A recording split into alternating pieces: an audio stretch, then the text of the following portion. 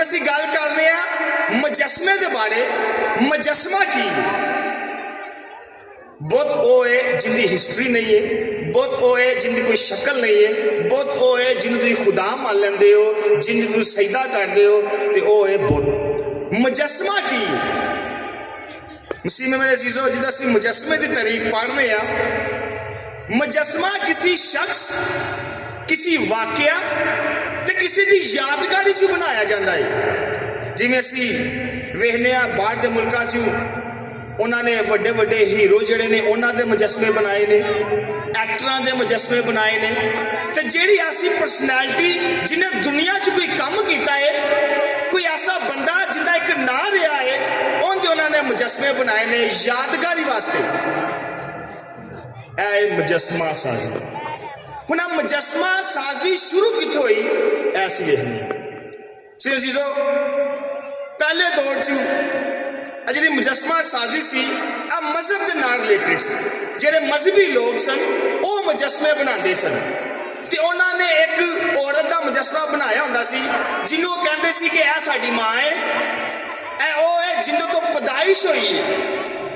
यूनानी ने एक औरत बनाई सी, यूनानिया ने एक मुजस्मा बनाया।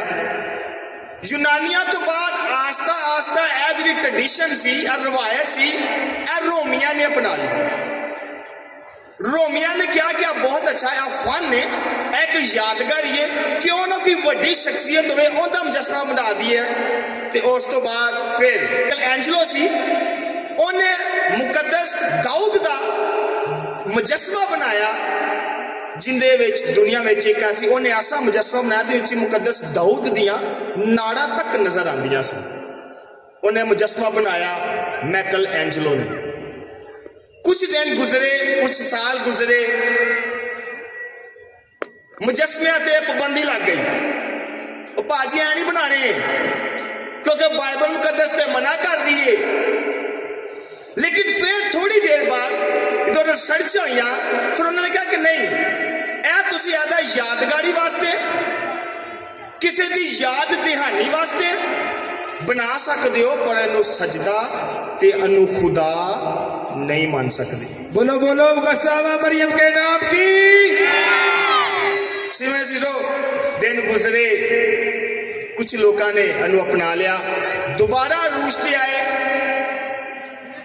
मैकल एंजलो ने फिर काफ़ी मुजस्मे बनाए, पेंटिंगा कीतियां, यानी कि फिर आस्ता तक कदीम दौर च काम स्टार्ट हो गया। इस वास्ते जो असं मुकस्सा मरियम का मुजस्मा बनाने तो लोग कहते हैं भाजी आ बुत परस्ती है।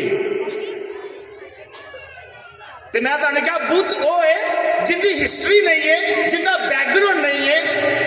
तो मुकस्सा मरियम का बैकग्राउंड है कि नहीं, माँ प्यो का नाम का है कि नहीं, उन्हें यसू को जन्म दिता है कि नहीं। यानी वो चीज जिसका बैकग्राउंड होए उनका असी मुजस्मा बना सकते हैं, असी उन्हें बुत नहीं कह सकते।